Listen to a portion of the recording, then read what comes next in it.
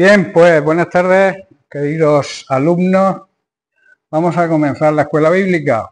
Sabéis que el título es Fundamentos básicos para la vida cristiana. Y estamos en la lección 10, que trata sobre la paternidad de Dios. Ya llevamos bastantes semanas y decíamos que cuando nos convertimos recibimos la paternidad de Dios. O sea, Dios nos adopta como sus hijos.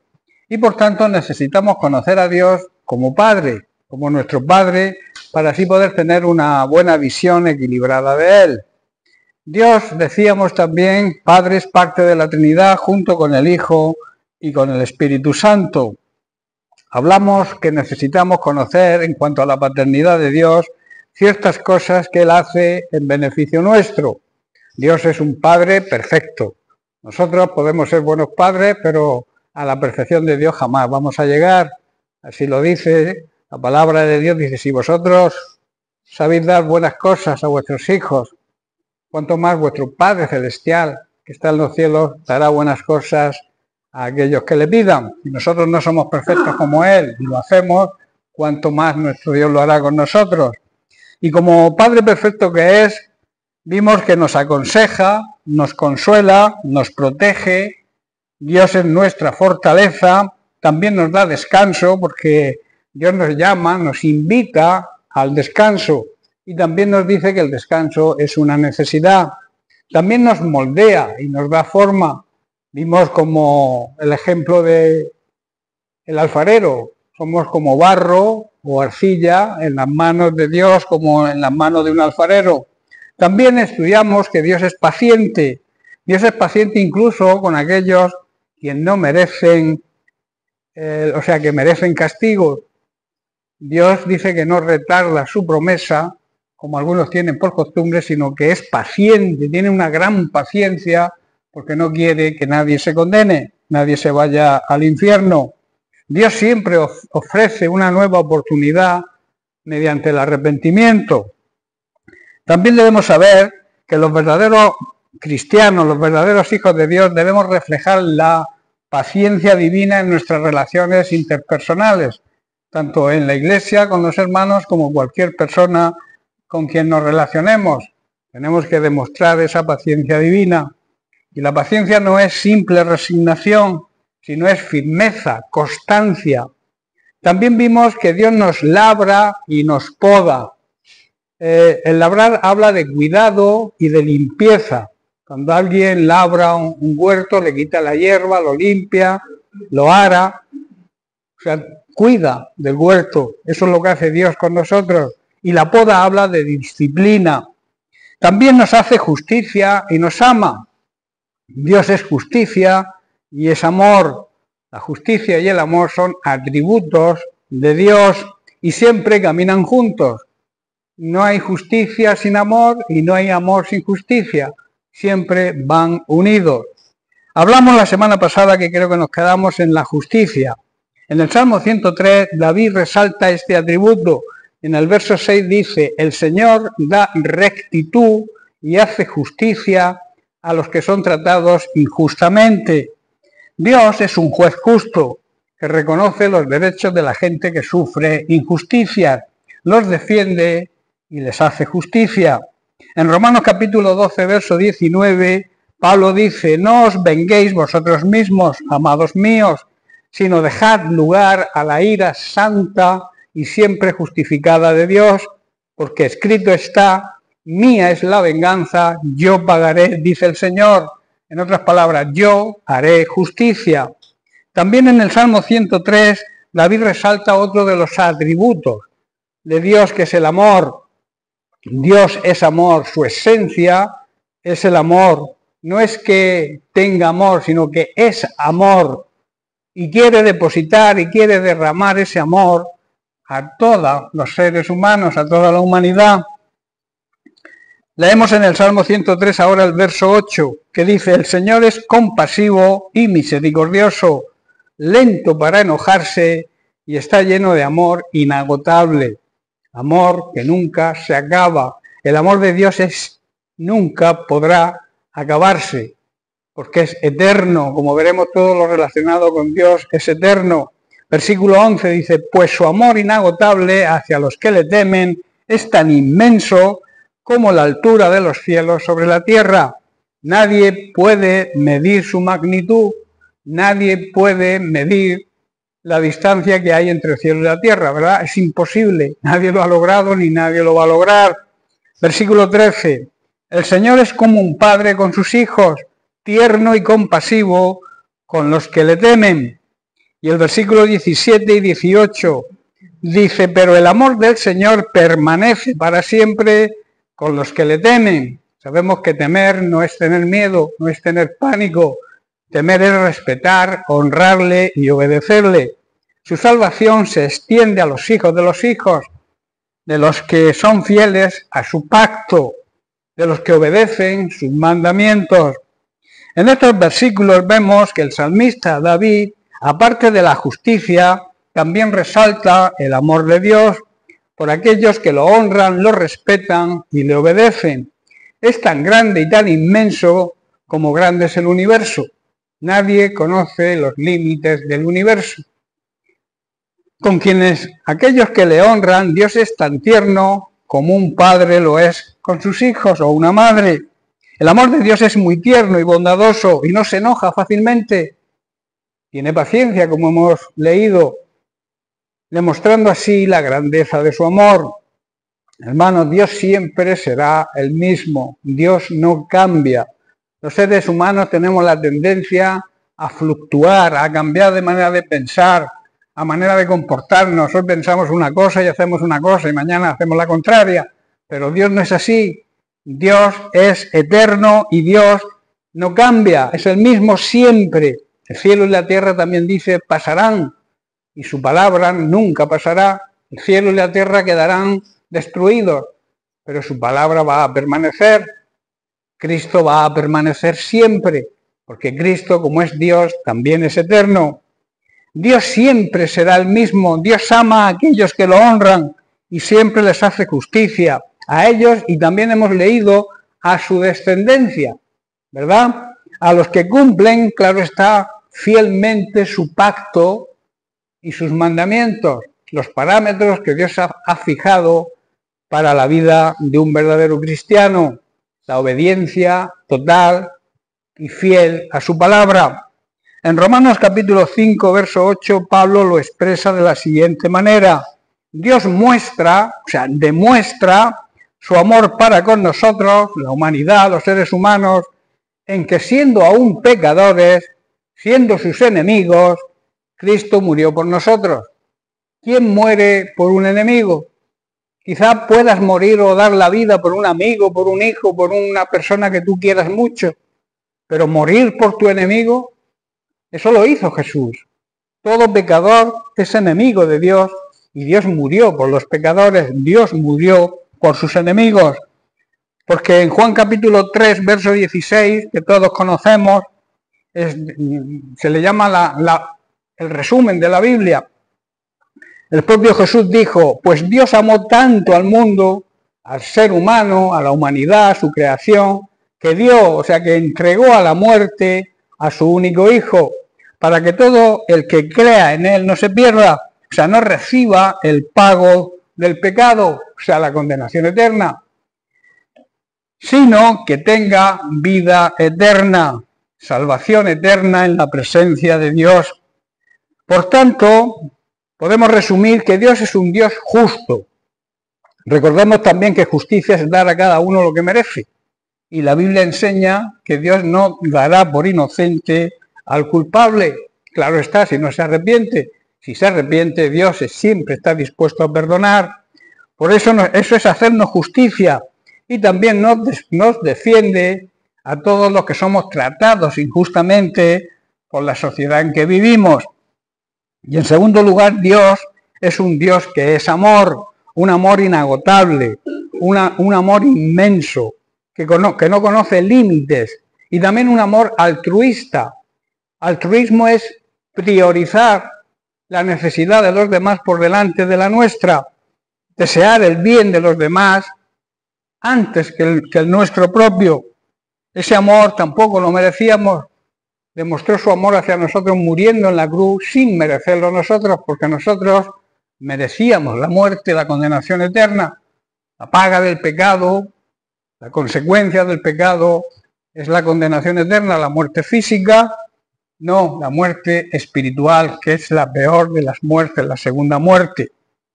Por tanto, en Lucas capítulo 23, vemos que Jesús, en la misma cruz, ante el pueblo y los gobernantes que se burlaban de él, ante los soldados que le escarnecían, y en medio, escuchar bien, de dos malhechores, Cristo murió entre malhechores que crucificaron con él, y él les demuestra su amor.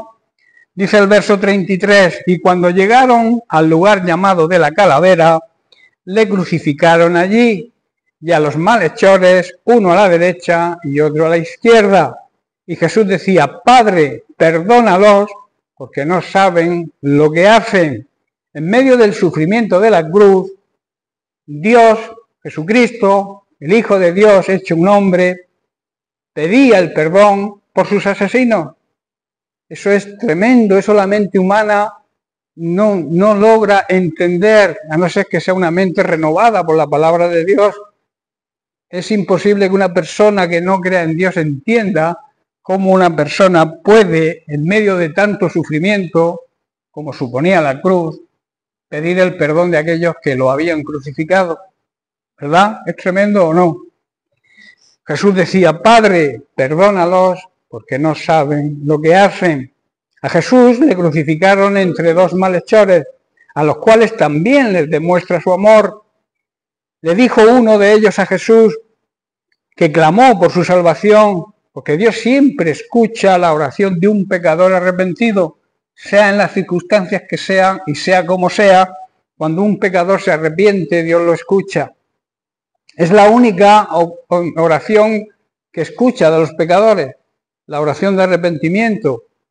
Las demás oraciones, si no hay arrepentimiento, para Dios no sirven. Si tú estás viviendo en pecado, deja de orar, deja de pecar primero y luego ora, porque si no, no funciona. Primero el arrepentimiento y después el perdón. Ese es el orden. Entonces Jesús le dijo, de cierto, primero el ladrón le dijo, acuérdate de mí cuando vengas en tu reino. Yo estoy seguro que este hombre había oído hablar de Jesús cuando le dijo estas palabras.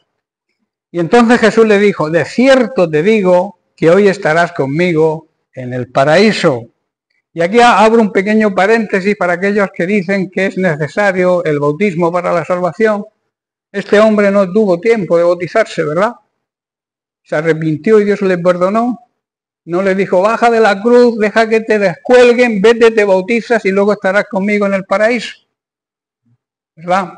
El bautismo es un acto de testimonio hacia los demás de que han nacido a una nueva vida, que dejas tu viejo hombre sumergido simbólicamente en el agua y nace una nueva criatura. Es un acto de testimonio y de obediencia a Dios, pero no es necesario para la salvación, que muchos aseguran que sí, están en un grave error. No se puede tener, por tanto, más amor que este, ¿verdad? Es un amor muy difícil de entender con la mente humana. Un amor que, aunque no merecemos, recuerda que nosotros también éramos sus enemigos, el pecado nos hacía sus enemigos, y que somos salvos por la gracia, por un regalo de Dios. Entonces Dios nos entrega ese regalo, que es su Hijo Jesucristo, lo entrega a la muerte para que si le aceptamos, le recibimos y le seguimos, nos pueda conceder la salvación solamente a través de Él. Dios es justicia, que significa dar a cada uno lo que merecen sus actos. Y Dios es amor, ese amor que fue demostrado en la cruz del Calvario. La justicia, repito, y el amor siempre van unidos, son inseparables. Otro de los beneficios es que Dios es eterno. En Romanos capítulo 16, versículos 25 y 26, Pablo nos dice que toda la gloria, o sea, toda es toda, nada queda para nosotros, que toda la gloria sea para Dios, quien puede fortalecernos tal como expresa el Evangelio. En este mensaje acerca de Jesucristo se ha revelado su plan para nosotros, los gentiles. Nosotros no pertenecemos al pueblo de Israel, pero el secreto se ha hecho visible y patente también a nosotros. Ese plan que estuvo guardado en secreto desde el principio del tiempo. Dice, pero ahora, tal como lo predijeron los profetas y el Dios eterno lo ha ordenado, ese mensaje se da a conocer a todos los gentiles. Hoy simbología de todas las personas incrédulas que no pertenecen todavía a su pueblo. En todas partes del mundo, no solamente en Israel, para que ellos también puedan creer y obedecerle a Él y ser salvos. Todo lo relacionado con Dios es eterno. Jesucristo, que es Dios, le hizo a Juan en Apocalipsis esta afirmación. Él dijo, yo soy el primero y el último, el principio y el fin. Lo vemos en Apocalipsis 21, versículos 5 y 7. Dice, y el que estaba sentado en el trono, Jesús, dijo, he aquí yo hago nuevas todas las cosas. Y me dijo, escribe, porque estas palabras son fieles y verdaderas. Y me dijo, hecho está, yo soy el alfa y la omega, el principio y el fin. En otras palabras, yo soy eterno. Al que tuviere sed, yo le daré gratuitamente de la fuente del agua de la vida. El que venciere, dice el versículo 7, en otras palabras significa el que se mantenga fiel, va a heredar todas las cosas, y yo seré su Dios, y él será mi hijo. Grandes promesas de Dios. Dios, que está sentado en el trono de su majestad, nos dice que debemos saber que Él va a hacer nuevas todas las cosas. Habrá una nueva tierra, habrá un nuevo cielo, y esto debemos escribirlo en nuestro corazón con letras de fuego.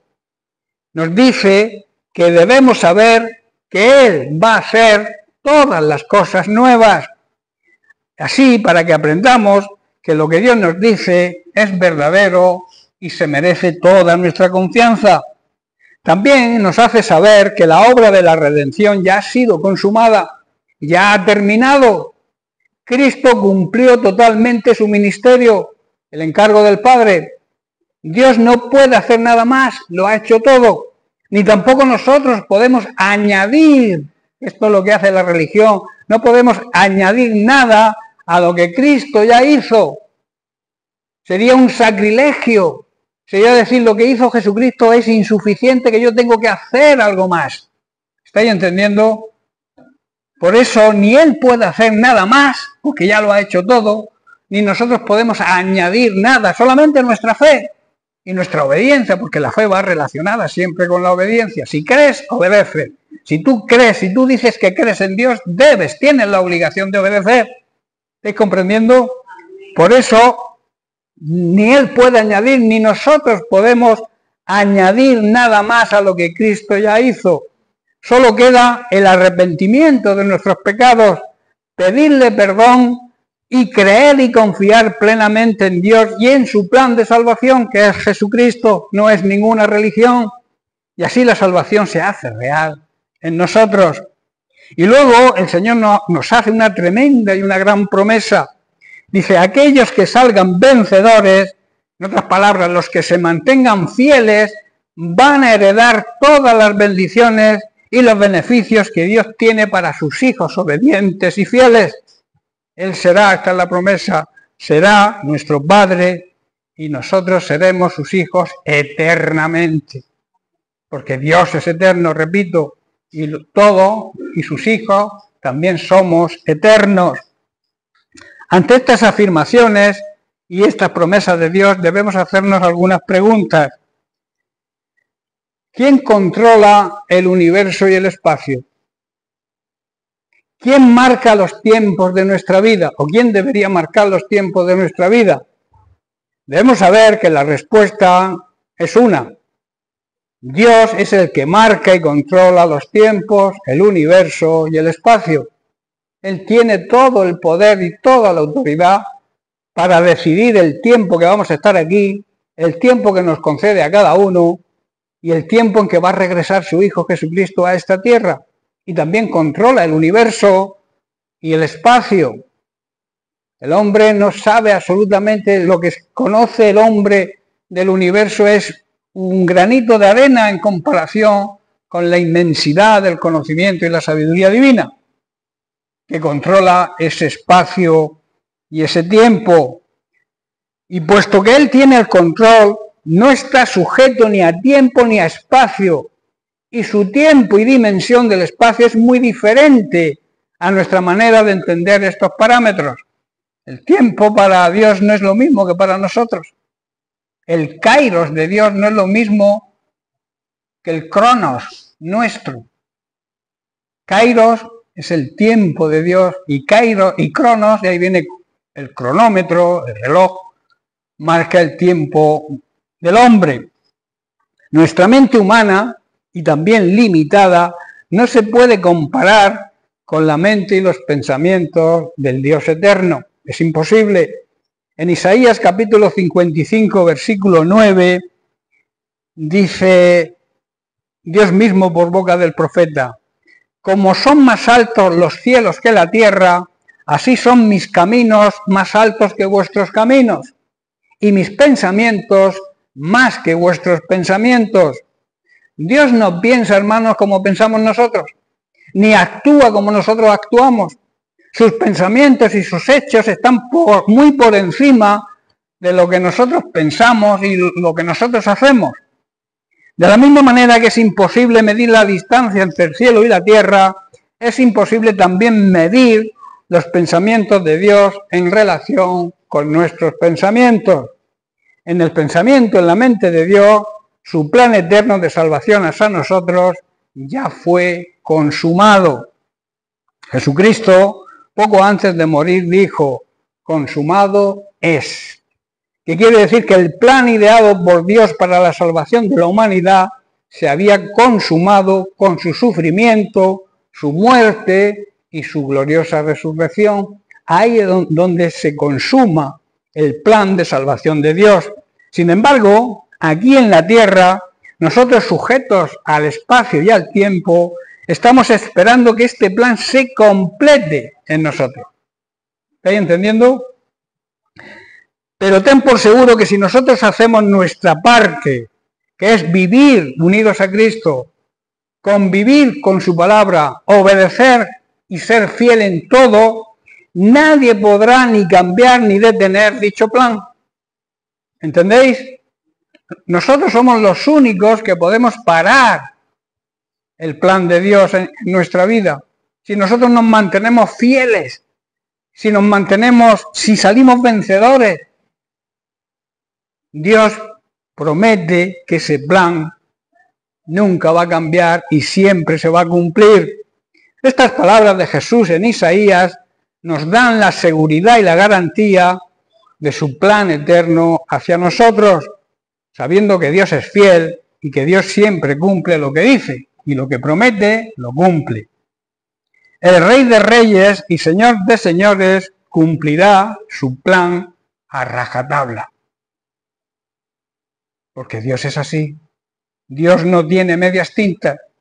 En 2 de Pedro capítulo 3, verso 13, el apóstol Pedro dice: pero nosotros esperamos, según sus promesas, cielos nuevos y tierra nueva, en los cuales mora la justicia.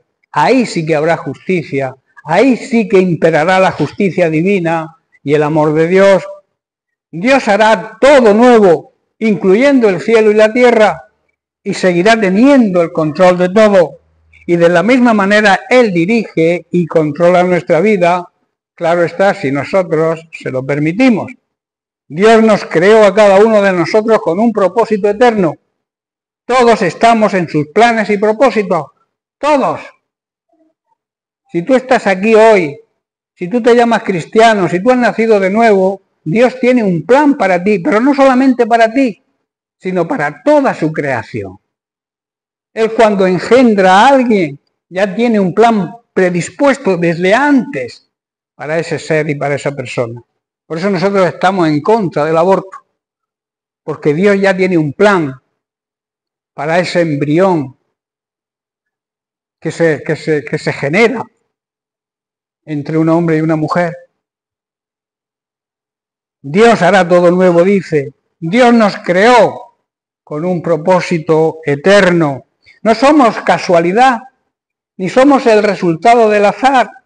Si hemos nacido físicamente en esta tierra, es por un motivo. ¿Lo creemos? Por una causa que estaba y está en la mente de Dios. ¿Estás comprendiendo? Si tú estás aquí hoy porque has nacido, unos hemos nacido antes, otros después, pero todos los que estamos aquí hemos nacido, ¿verdad? Entonces, si tú has nacido, si tienes vida física, es porque Dios tiene un plan eterno contigo. Que solamente tú o nosotros somos quien impide que ese plan se lleve a cabo en nuestra vida, porque nos ha concedido el poder decidir, el libre albedrío, y eso no lo va a negociar con nosotros, lo ha concedido, y lo ha concedido para siempre. O sea que la salvación, el plan de Dios está consumado, está hecho. Solamente nosotros tenemos que aportar nuestra fe y nuestra entrega total a Cristo y su obra. Eso es lo que Dios demanda que nosotros, ese es el plan eterno de Dios, que nosotros podamos ser usados por Él en la evangelización de este mundo, que Él pueda usarnos para que nuevas almas le conozcan y puedan ser salvos. Amén. Hermanos, Dios es perfecto y es eterno, y por tanto su plan y su propósito para nosotros también es perfecto y también es eterno. El problema muchas veces es que nosotros no lo comprendemos. Queremos entenderlo con nuestra humana, limitada mente humana. De ahí que debemos desarrollar nuestra fe, hacer que nuestra fe crezca y permitir que esa fe nos haga descansar y confiar en la sabiduría, el poder y aceptar la soberanía de Dios. Dios ha cumplido su parte. Como se suele decir, la pelota está en nuestro tejado. ¿Habéis oído ese dicho? Dios nos ha concedido, como he dicho, el poder decidir y nunca nos lo va a quitar. En nuestra mano está seguir en nuestros caminos y nuestros pensamientos, o seguir los caminos y los pensamientos de Dios. Nosotros decidimos. Debemos dejar que Dios a través del Espíritu Santo dirija el timón de nuestra vida. Dejemos que Él nos guíe. De esta manera siempre vamos a acertar en la decisión más beneficiosa y más sabia. Dios tiene un plan para nosotros, repito, pero ese plan solo lo podremos conocer si vivimos en obediencia, vivimos en intimidad y en relación de calidad con Él y bajo la soberanía de nuestro Dios eterno y Padre Celestial. Amén. La siguiente manera que nos bendice, Dios nos bendice con toda bendición espiritual. A veces tenemos un concepto equivocado de lo que es bendición. Pensamos que la bendición son bienes materiales, que la bendición son riquezas, que la bendición es tener una buena casa, un buen auto, un buen carro, como decís los latinos, ¿verdad? Muchos creen eso son bendiciones, y eso no son bendiciones. Eso son consecuencias de la bendición de Dios, que es la bendición espiritual. Él quiere bendecirnos espiritualmente. Y cuando nosotros entendemos y aceptamos lo que es la bendición, y nos ponemos a trabajar de una forma, digamos, altruista en su obra, entonces Él añade las riquezas materiales o los bienes, las posesiones. Dios no está en contra de que tengamos dinero ni que tengamos una buena situación, de un buen hogar, un buen coche. Él está en contra de lo que priorizamos. ¿Qué ponemos primero? ¿El trabajo para conseguir bienes materiales o el trabajar para el Señor y confiar en que Él nos va a dar esos bienes materiales, esas necesidades que tenemos? Porque todos tenemos necesidades, ¿verdad? Pero Él es quien las cumple. ¿quién la suple? Si nosotros hacemos nuestra parte, que es extender su reino, buscar su reino, hacer que su reino avance, ganarle terreno al enemigo. Y entonces Él te bendice con esa bendición espiritual que conlleva la provisión para tu necesidad. La bendición de Dios, por tanto, es prioritariamente espiritual y se recibe en lo más profundo de nuestro ser. Un ejemplo es la paz interior que sienten los verdaderos creyentes y discípulos de Cristo, aún en medio de las pruebas y los problemas. Esa paz sí es una bendición que nos permite la gracia de Dios. Eso es bendición, sentir esa paz interior aún en medio de los problemas. El Señor nos promete en su palabra que cuando nos ocupamos de la extensión de su reino, Él cubre nuestra necesidad y esto debemos considerarlo también una gran bendición. ¿Estáis comprendiendo? ¿Me seguís o no? Realmente cuando nos unimos a Cristo, cuando lo aceptamos como nuestro Señor y Salvador personal, entonces Dios nos bendice en lo más profundo de nuestro ser, en nuestro espíritu, porque recibimos la salvación. Y eso sí que es una gran bendición, ser salvos por la gracia de Dios, ser salvos por lo que Jesús hizo. Pero claro, esto reclama nuestro arrepentimiento y nuestra entrega total a nuestro Señor y Salvador Jesucristo. En Efesios capítulo 1, verso 3, es a eso a lo que se refiere Pablo en esta carta cuando dice: bendito sea el Dios y Padre de nuestro Señor Jesucristo, que nos bendijo, ¿con qué? Con toda bendición espiritual en los lugares celestiales en Cristo. El Dios y Padre de nuestro Señor Jesucristo debe recibir de nosotros, sus hijos, toda la alabanza que se merece, porque nos bendice con toda clase de bendiciones espirituales, porque estamos unidos a Cristo. Que esa es la mayor bendición, la salvación por estar unidos a Cristo. Hay una gran equivocación en muchos cristianos, quizá influenciados por los predicadores de la falsa prosperidad que hoy abundan, la cual la basan en recibir bendiciones físicas y materiales. Y claro, cuando no es así, esto les conduce a la frustración, se frustran, porque ven que no es así. Dios quiere bendecirnos prioritariamente en nuestro espíritu. La bendición de Dios es una bendición espiritual. Y cuando vivimos unidos a Cristo, vivimos en obediencia a su palabra, nos hacemos acreedores a esa bendición y luego añade nuestra necesidad. El orden de Dios es la prioridad de Dios y después Él nos provee lo que necesitemos. A veces estamos tan preocupados en cubrir nuestra necesidad que nos despreocupamos de lo principal, que es buscar el reino de Dios. Hacer que el reino de Dios, repito, crezca. Que cumplamos con el mandamiento de la Gran Comisión. Que traigamos personas a los pies de Cristo mediante nuestro testimonio y mediante nuestra predicación y nuestro trabajo, hablándole a la humanidad, a la gente que nos rodea de Cristo. Muchas veces conocemos esa bendición espiritual en medio de la prueba. A veces nos damos cuenta de cómo Dios nos bendice espiritualmente cuando estamos atravesando pruebas y problemas. Por eso Santiago en el capítulo 1, versículo 2 de su carta nos dice: hermanos míos, tened por sumo gozo cuando os halléis en diversas pruebas. En su tiempo y hoy mucha gente puede creer, como he comentado alguna vez, que el apóstol Santiago debería considerarlo como que está loco.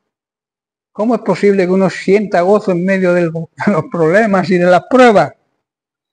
El apóstol Santiago está diciendo: alegraos profundamente, o sea, en vuestro espíritu, cuando os sintáis cercados por toda clase de dificultad.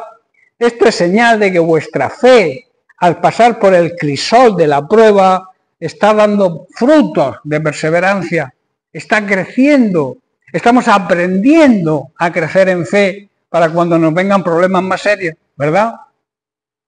Porque si la fe fuera orar y que el Señor nos respondiera en el momento, para eso no hace falta fe, ¿verdad? La fe es tener la paciencia, saber esperar el tiempo de Dios en medio de la prueba. Y Dios a veces permite que pasemos por pruebas para enseñarnos lecciones espirituales y también para que aprendamos a compartir el sufrimiento de Cristo, a demostrar que Cristo es una realidad en nuestra vida. Y si Él sufrió y sufrió con gozo por nosotros, nosotros también debemos sentir gozo cuando sufrimos por Él. ¿Estáis comprendiendo? Veo cara seria, no sé si lo entendéis bien, pero es que es así. El gozo es compartir los sufrimientos de Cristo en medio del sufrimiento. A nadie nos agrada sufrir, pero si tenemos que sufrir, porque todos tenemos que sufrir, porque el día malo, como explicaba en la escuela bíblica, creo que fue la semana pasada, o el domingo, no me acuerdo, explicaba que el día malo nos llega a todos. Los problemas nos van a llegar a todos, aunque no creas que te van a llegar porque vives bien, tienes una situación favorable y crees que no te va a pasar nada. En un segundo, en un minuto cambia tu vida. Y lo que creías que no necesitabas es una necesidad imperiosa. Por eso debemos aceptar el sufrimiento y debemos así que nuestra fe sea probada y aprender y crecer en esa fe. Esa fe y esa firmeza nos va a llevar a recibir la bendición de la paz interior, que supone el haber sido perdonados por Él. Ya se siente una paz y una bendición cuando tú te sientes que Dios ha perdonado tus pecados, ¿verdad? Eso es bendición. Sentir esa paz es bendición. Y también cuando tengamos que enfrentar problemas, debemos considerarlo como un tiempo de prueba, porque sabemos, según la palabra de Dios, que siempre que se pone a prueba la fe, la constancia, la firmeza y la perseverancia, tienen una oportunidad para desarrollarse. Es una bendición, y esa bendición solo para aquellos que deciden arrepentirse de su manera egoísta de vivir y aceptan el plan de salvación ideado por Dios mismo, que no es otro que el sacrificio de su amado Hijo Jesucristo. Quizás surjan preguntas. ¿Cómo podemos alegrarnos en medio de los problemas? ¿Cómo podemos llamar a esto bendición espiritual? Bendición en general significa que la persona, el pueblo que vive en la presencia de Dios, amando, respetando y obedeciendo su palabra, goza de la bendición espiritual y también de la provisión divina necesaria. Además, a través del sufrimiento que conllevan los problemas, las pruebas, sean del tipo que sean, aprendemos a depender de Dios, a ser humildes y reconocer que en medio de esos problemas es Dios el único que nos puede ayudar. Eso significa depender de Él y no de nuestras propias fuerzas. Y esto también es bendición. El considerar que en Dios lo podemos todo y sin Dios, por mucho que sepamos o por muchos méritos, digamos, de estudios que tengamos, no vamos a conseguirlo si no confiamos plenamente en Dios. Y esto, repito, es una bendición. En Proverbios capítulo 3, verso 5, el sabio Salomón declara: fíate del Señor de todo tu corazón. O sea, desde lo más profundo de tu ser, fíate de Dios y no te apoyes en tu propia prudencia. Debemos confiar en el Señor con todo nuestro ser, con todo nuestro corazón y no depender de lo que nosotros creemos que sabemos. A veces algunos se creen más sabios que nada y se llevan cada batacazo porque no es la sabiduría humana la que vence, es la sabiduría divina la que resuelve los problemas de nuestra vida. En Mateo capítulo 5, verso 44, Jesús nos dice: pero yo os digo, amad a vuestros enemigos, bendecid a los que os maldicen, haced bien a los que os aborrecen y orad por los que os ultrajan y os persiguen. Es duro aplicar esto a nuestra vida, ¿verdad? No es fácil perdonar a nuestros enemigos.